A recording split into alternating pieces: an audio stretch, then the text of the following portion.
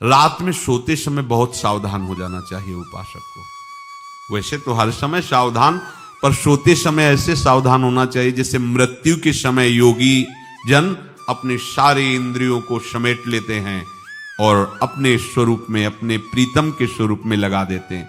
तुम रोज शयन के समय ऐसा अनुभव करो, मैं नींद में जा रहा हूं या मृत्यु में जा रहा हूं, इसमें कोई फर्क नहीं पड़ता। पता नहीं आंख खुले कि ना खुले। कितने ऐसे हैं कि सोते ही रह गए।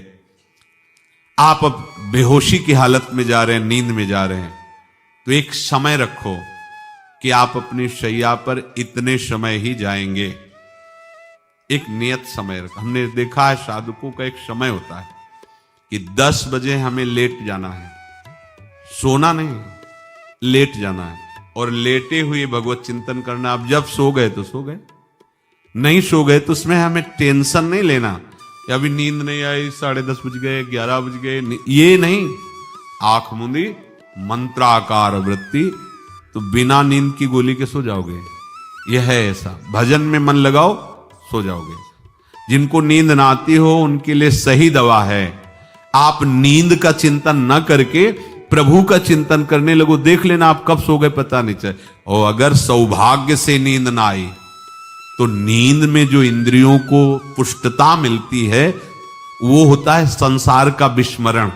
नींद में खास बात क्या होती है कि संसार का चिंतन छूट जाता है, फिर वो मस्त हो जाता है। उसमें जो ऊर्जा शक्ति वो जागृत होती। संसार के चिंतन से ऊर्जा शक्ति नष्ट होती, तो 4 घंटे 5 घंटे संसार के चिंतन से रहित पड़ा रहा सुषुप्ति में, तो उसे ऊर्जा शक्ति फिर आ गई। और अगर 4-5 घंटे आप प्रभु के चिंतन में रहे तो संसार का चिंतन छूटा, आनंद सिंधु का चिंतन हुआ। तो ये नहीं होगा कि आज रात्रि सोया नहीं तो बहुत टेंशन है, परेशानी, ऐसा नहीं होगा। भीष्म जी आज्ञा करते हैं रात्रौ च कृष्णम। ये बहुत सावधानी की बात, प्रायः इस सावधानी में नहीं रहा जाता। बचपन से सदगुरुदेव भगवान ने यही शिक्षा दी थी, गुरु कृपा से ऐसे उपदेश मिले थे। सोते समय कोई वार्ता नहीं, कोई अन्य चिंतन नहीं, चुपचाप अपने मन को हटाकर केवल इष्टमय करो। कब नींद आ जाती इसकी चिंता मत करो, इष्टाकार वृत्ति करके ही सोना चाहिए। तो आगे जो लिखा है पुनरुत्थिताये, जब उठो तब वैसी वृत्ति, तो कुछ दिन बाद स्वाभाविक हो जाएगी, स्वाभाविक हो। अपने तो इतना तक देखा है कि जैसे आधा पद में होश रहा और निद्रा आ गई, तो जब चेतना आई तो उसी पंक्ति से, जहां से होश गायब हुआ था, उसी पंक्ति से जागरण प्रारंभ हुआ। ऐसा ही जब ऑपरेशन के समय बेहोश किया गया था तो उनसे कहा था हमें बता देना कुछ मिनट पे, तो उनका हाँ लगाने वाले इंजेक्शन और कुछ ही सेकंड में इसका असर होना, बस। तो जो पद चलाया था, जब होश आया था तो वही पद चल रहा था, मतलब बेहोशी में वो पद अपना अधिकार किए हुए था। ऐसे नींद भी तुम्हारी भजन हो जाएगी, समाधि हो जाएगी, यदि आप सोते समय प्रभु का चिंतन करेंगे। बहुत ही सावधानी की बात है। यदि इस जन्म में परम लाभ लेना चाहते हो तो इस श्लोक को अपना जीवन बनाओ। कृष्णव्रताः, हमारा जीवन का एक ही व्रत है कि हम अपने प्रीतम का भजन नहीं छोड़ेंगे, अखंड भजन। हमें ये नहीं देखना कि उपांशु मानसी को इसमें कितने गुना, हमें गुना बुना नहीं देखना। हमें अपने प्रभु को बोलना नहीं। भजन में मन नहीं लग रहा, पद गा रहे हैं, जोर जोर से चिल्ला रहे हैं, नाम कीर्तन, हमें अपने प्रभु से जुड़े रहना है।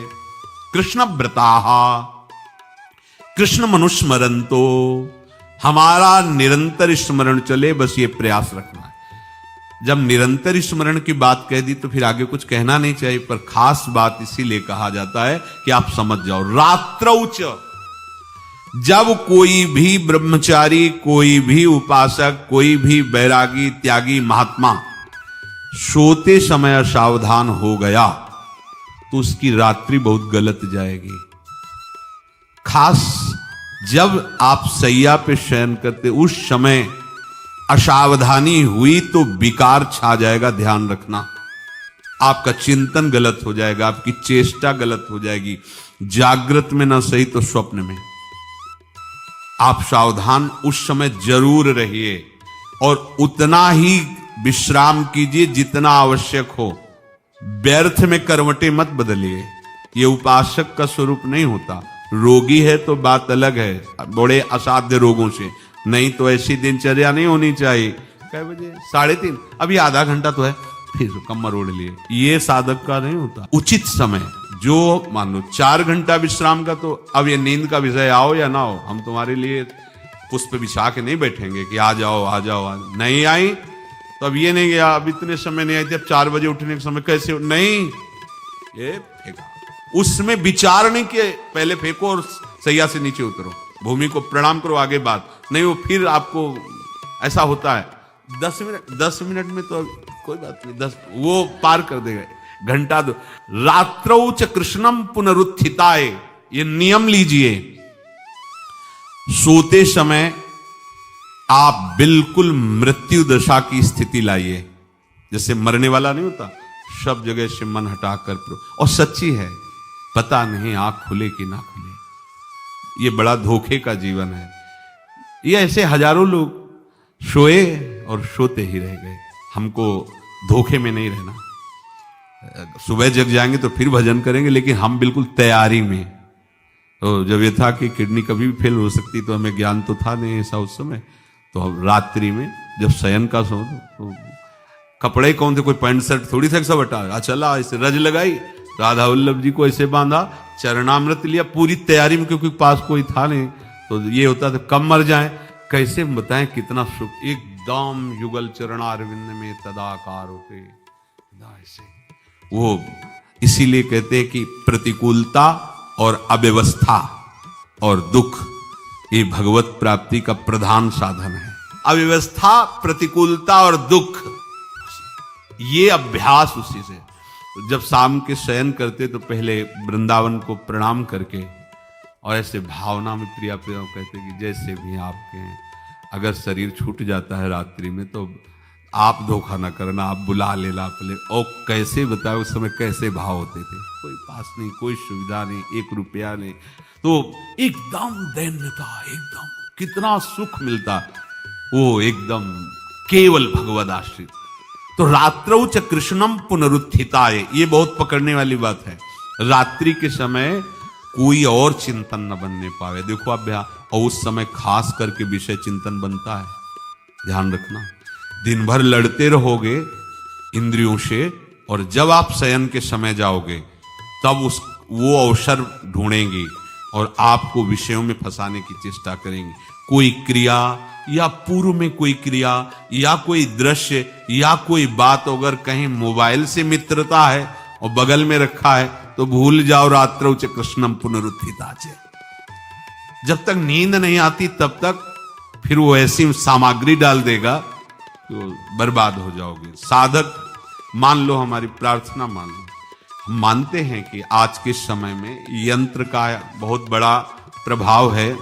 अब यंत्र का प्रभाव देख लीजिए, यही छाती पे मोबाइल होगा, यही धड़कन के साथ वो घंटी बजे और कुछ नहीं। ऐसा भगवान का खेल रचा है। और इसमें सबसे खतरनाक बात है कि आप जो चाहो देख सकते हो, जहां चाहो, जैसे विश्व की पूरी बात, पूरा विश्वात्मा है, ये विश्वात्मा स्वरूप है, सर्च करो देख।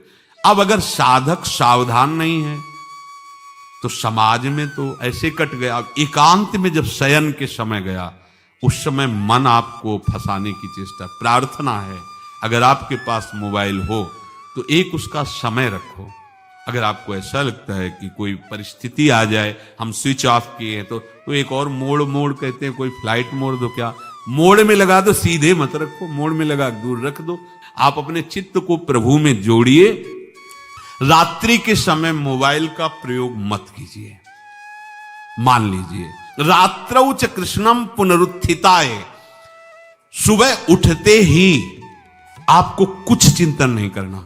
सबसे पहले उठते ही, यदि आपके अभ्यास में आ गया तो ऐसा ही होगा, नहीं तो आपको पहले सदगुरुदेव भगवान का प्रणाम नमस्कार और कुछ भक्तों का, और फिर नाम जप, भले 5 मिनट ही करो, अपने आराध्य देव का सुमिरन, फिर अपनी दिनचर्या करो।